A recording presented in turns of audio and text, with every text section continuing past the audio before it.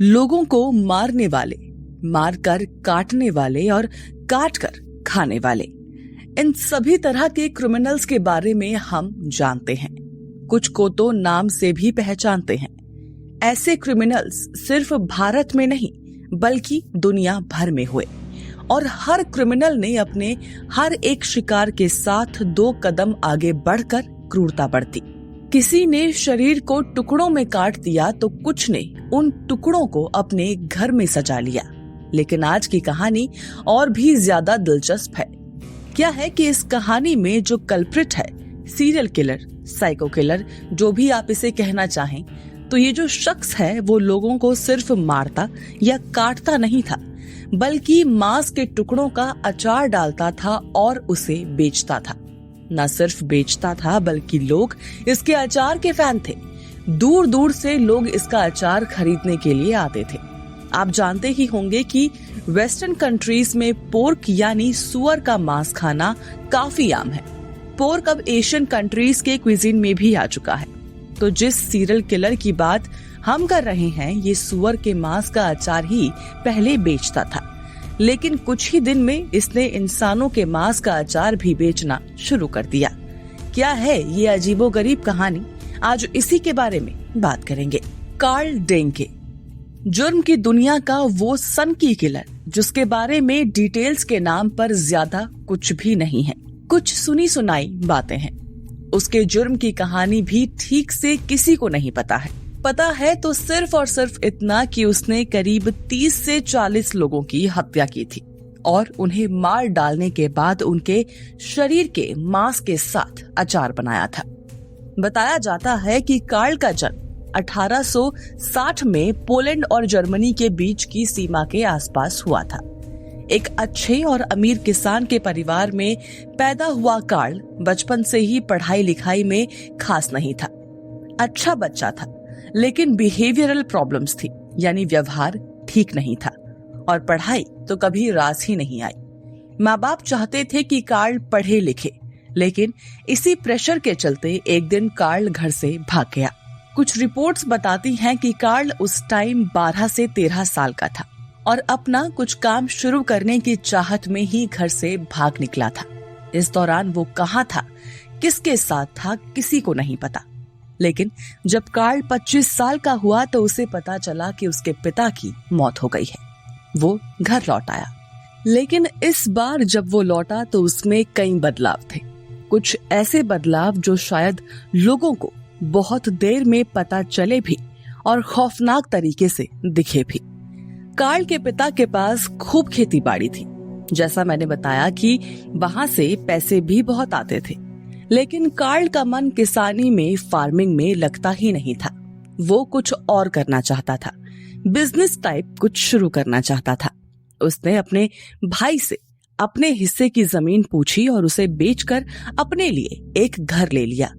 लेकिन उस वक्त दुनिया भर में युद्ध चल रहे थे। चारों तरफ सिर्फ महंगाई ही महंगाई। लोगों की जेबों से लेकर उनकी मेंटल हेल्थ यानी मानसिक स्थिति पर इसका बहुत ही खराब असर पड़ रहा था। ऐसे में कार्ल के पास घर लेने के बाद जो बचे हुए पैसे थे वो तेजी से खत्म होने लगे। इस बीच उसे आया एक बिजनेस आइडिया। उसने अचार का बिजनेस शुरू किया, सुअर के मांस का अचार। देखते ही देखते उसका ये बिजनेस सक्सेसफुल हो गया। इसी दौरान कार्ल पास ही के एक चर्च में वॉलंटियर बन गया। वो लोगों की मदद करता था, क्योंकि पहला वर्ल्ड वॉर चल रहा था तो कई तरह के ट्रैवलर, घूमने वाले लोग या फिर अपनों की खोज में कई लोग उनके शहर में आया करते थे।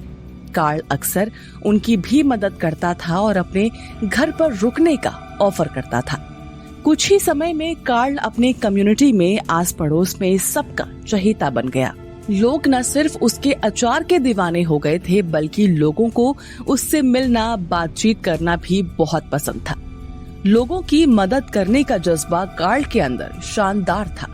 आसपास के लोग तो उसे प्यार से वाटर कहने लगे थे, जिसका जर्मन भाषा में मतलब होता है पापा। लोग उसे एक पिता के रूप में देखने लगे थे। इसी दौरान कार्ल ने अपनी इस दुकान में बहुत सी चीजें रखनी शुरू कर दी थी। वो अब चमड़े की बेल्ट भी बेचने लगा था। चमड़े से बनी और भी कई चीजें उसके पास रहने लगी थी। लोग दूर दराज से आते थे क्योंकि इनकी क्वालिटी शानदार होती थी।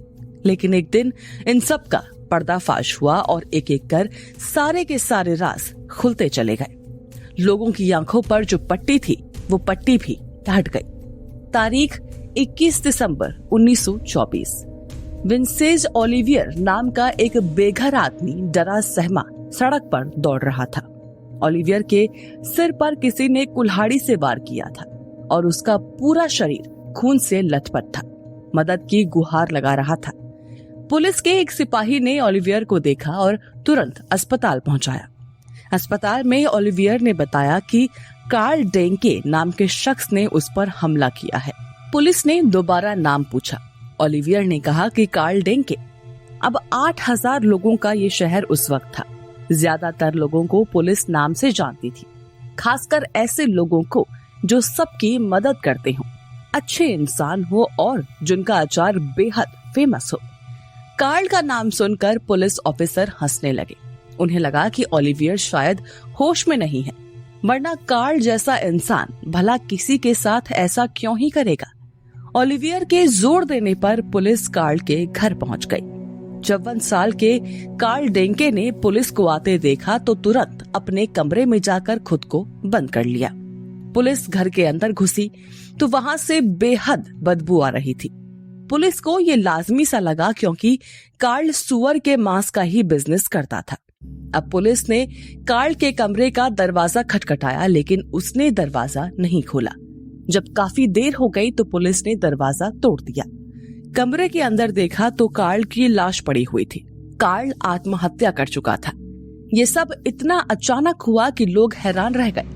लोगों को समझ ही नहीं आ रहा था कि पुलिस कार्ल के घर क्यों गई थी और कार्ल ने आखिर आत्महत्या क्यों कर ली। कार्ल की आत्महत्या से पुलिस का शक बढ़ने लगा। उन्होंने घर की छानबीन की और इस छानबीन ने कार्ल के अच्छे इंसान के पीछे के उस राक्षस को उजागर किया जिसके बारे में उस दिन से पहले तक कोई नहीं जानता था।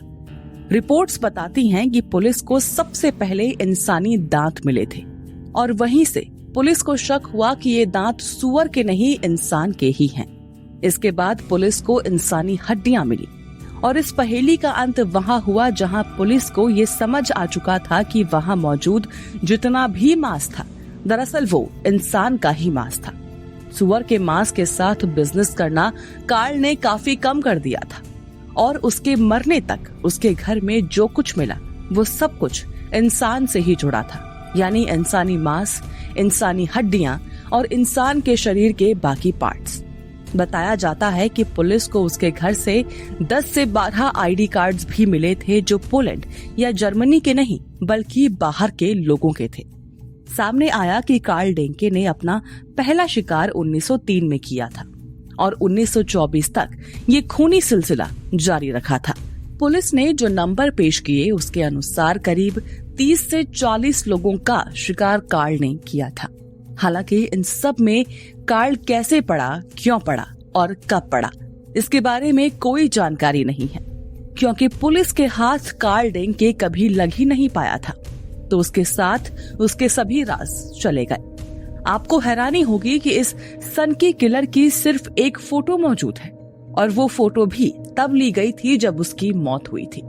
तो ये थी कहानी उस सीरियल किलर की जिसके बारे में जानकारी तो कम है, लेकिन जुर्म की कहानी बहुत बड़ी, बहुत लंबी और बहुत ही ज्यादा रहस्यमय यानी मिस्ट्री से भरी हुई है।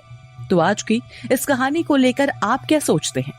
कार्ल के इन जुर्मों को लेकर आपका क्या कहना है और इस पूरे केस में आपको क्या लगता है कि आखिर कैसे कार्ल डेंके एक नरपिशाच बन गया होगा? क्या इसकी वजह कोई दिमागी बीमारी थी या फिर वो दौर जब चारों तरफ चल रहे युद्ध ने लोगों के सोचने समझने की शक्ति ही खत्म सी कर दी थी? जरूर शेयर कीजिए हमसे अपने व्यूज अपने कमेंट्स के थ्रू और सब्सक्राइब करना ना भूलें हमारा चैनल डार्क टेल्स, जहां हम आपके लिए लेकर आते हैं कुछ खास तो कुछ खौफनाक क्राइम स्टोरीज।